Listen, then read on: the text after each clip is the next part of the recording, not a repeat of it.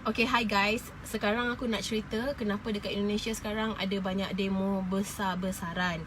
Jadi, basically Presiden Jokowi baru saja meluluskan satu undang-undang yang pada aku sangat-sangat menekan tenaga buruh, menekan dan apa orang cakap menzalimi.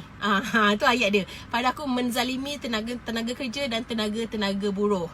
Jadi sebab Presiden Jokowi keluarkan undang-undang ni adalah untuk recover balik dia orang punya economics. Sebab Indonesia are now struggling financially, the whole country, bukan just the netizens of Indonesia. Jadi dekat undang-undang baru ni, antara benda-benda yang sudah dihapuskan, yang sudah di-abolish, I'm gonna go through it one by one. Aku ada notes dekat sini. Sorry terputus. Mak aku call. Biasalah, anak mak. Antara benda-benda yang dihapuskan adalah wang pesangon dihilangkan. Jadi guys, wang pesangon ni, aku sebenarnya tak tahu dekat Malaysia kita panggil apa tau. Tapi basically duit pesangon ni, duit yang kita dapat lamsam. Contohnya kalau company kita pecat kita, atau company kita suddenly retrench dia punya staff, dia akan bagi some amount of money kan untuk dia punya staff to, apa orang cakap, to start over. Tapi dekat Indonesia, benda ni sekarang dah tak ada. Jadi contohnya kalau kau diberhentikan atau kau dibuang kerja, kau dibuang begitu sahaja. Okay. Lepas tu diorang juga ada abolish UMR dan UMP. UMR ni maksudnya upah minimum regional, dan UMP maksudnya upah minimum provinsi. Jadi sekarang dekat Indonesia tak ada sebarang upah minimum.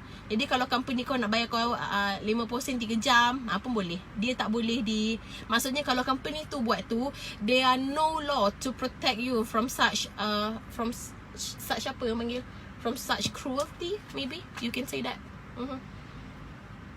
Lepas tu upah buruh dihitung per jam. Dia tak hitung per bulan, dia hitung per jam. Dan semua hak cuti hilang. Semua hak cuti hilang. Aku repeat balik semua hak cuti hilang. Which mean kalau aku pergi kerja, contohnya kalau aku bekerja untuk company tu 10 tahun. Lepas tu tiba-tiba aku hamil, aku mengandung, aku beranak. Kita ada maternity leave 3 bulan kan. Tapi dekat sana tak ada. Kalau kau tak kerja, kau tak dapat duit. It's really that simple. Tak ada. Kalau nak cuti kahwin ke, nak dapat cuti kahwin ke, ada kematian ke, kehamilan ke, sakit ke, tak ada. Tidak ada. Kematian pun tak ada. Melahirkan pun tak ada. So kalau kau tak kerja, kau tak dapat duit. Tak ada. Yang kita dapat duit waktu kita beranak, waktu kita astagfirullahalazim, aku kena beranak balik. Lepas kita pantang, maksudnya during kita pantang, semua tu kita tak dapat duit lah. Kalau kat sini kan kita dapat. Kalau kat sini kan kita maternity leave kita kan berbayar. Lepas tu tidak ada status karyawan tetap. Semua karyawan berstatus tenaga kerja harian. Okay? You are on daily basis. Lepas tu perusahaan boleh memberhentikan staff secara sepihak. Basically means, contohnya aku dah kerja untuk company tu dan aku is excellent worker, tapi tiba-tiba company tu katakan aku tak nak Mel, aku tak nak dia, buang dia. So dia boleh buang aku begitu sahaja. Dia boleh buang aku macam tu, sepihak, one sided. Dia boleh buang kau macam tu je lah. Dia tak suka, dia buang. You are not protected under anything. Macam contohnya kalau aku kena buang kan, kat sini kita boleh tanya, kenapa nak buang, apa salah saya, apa ini saya, apa dekat sana. Dekat situ lepas tu buruh tidak boleh protes. Kalau kau protes, kau kena buang kerja. Kalau kau protes, kau buang kerja. Kalau kau protes, kau kena buang kerja. Come on, what the hell. Kelakar tau, sebab Indonesia is a democratic country. Diorang semua ada, diorang boleh protes lah. Though aku tak adalah agree to go to certain extent of violence, tapi those people wanted to be heard, and the government is not doing anything about it. Lepas tu cuti hari raya tanggal merah. Kalau dekat Malaysia kita sebut cuti umum, kita sebut public holiday. Kalau dekat Indonesia, diorang sebut public holiday tu sebagai tanggal merah. Dekat kalender dia, yang tanggal-tanggal merah, yang hari bulan dia, hari bulan dia color merah, dia punya angka tu kalau color merah means hari tu hari public holiday. Dan untuk cuti hari raya hanya 1 hari saja dan tak boleh tambah cuti. So kau fikir-fikir je lah, 1 hari raya. Contohnya kalau kau kerja dekat Jakarta, kau punya kampung dekat Padang, macam kampung aku, Sehari sempat nak berak dengan kencing je. Lepas tu istirahat, dia punya break time untuk hari Jumaat hanya 1 jam saja, including untuk sembahyang Jumaat. So far korang faham tak? Faham tak? Kalau korang tak faham, korang call aku. So aku tak tahu lagi macam mana nak explain bagi korang faham.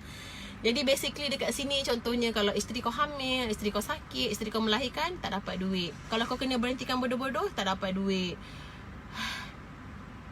This is horrible, you know. Lepas tu contohnya macam company ni buat semua benda-benda ni terhadap kau. Company tu tak boleh dikenakan sebarang tindakan undang-undang. Means company tu kebal tau. Tak boleh didenda, tak boleh dikenakan hukuman apa pun. So aku tak faham macam mana Indonesia boleh approve this kind of thing. Aku faham lah yang diorang nak recover balik diorang punya ekonomi, diorang nak investor masuk banyak. Tapi you make your own judgement lah. I wouldn't say anything more.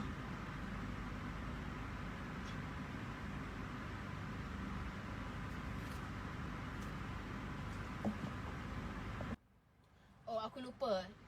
Diorang sebenarnya diorang buat law ni somehow macam kita punya bad government hari tu lah. Jadi diorang buat law ni, korang bayangkan diorang they talk about it, they discuss about it before. I think from early of this year, they already spoke about this law. Tapi baru cakap-cakap je lah. Yang dia betul-betul discuss untuk meluluskan 4 hari bulan tau. 4 hari bulan malam diorang discuss, 4 hari bulan malam, 5 hari bulan diorang dah implement. Macam itu sahaja. Dan during diorang punya sidang, dekat dalam diorang punya parlimen, during diorang punya sidang, adalah beberapa orang yang mewakilkan suara rakyat. Ada beberapa orang yang go against it. So bila orang-orang ni bercakap, bila wakil rakyat ni bercakap, tiba-tiba in the midst of speaking, diorang punya mic kena turn off by the Secretary General of DPR, Dewan Perwakilan Rakyat. Dia tengah cakap ni, dia tengah menentang undang-undang ni, tiba-tiba orang go and mute his mic. Mute his mic tau. Aku cakap korang kan, aku Lala move dari RM5, dia potong RM4 pun aku dah nak mengamuk tau. Kau bayangkan bila kerajaan buat benda ni untuk rakyat-rakyat dia yang kecil-kecil. I just hope there's a way out for Indonesia from this. And whatever it is, semoga Indonesia baik semula.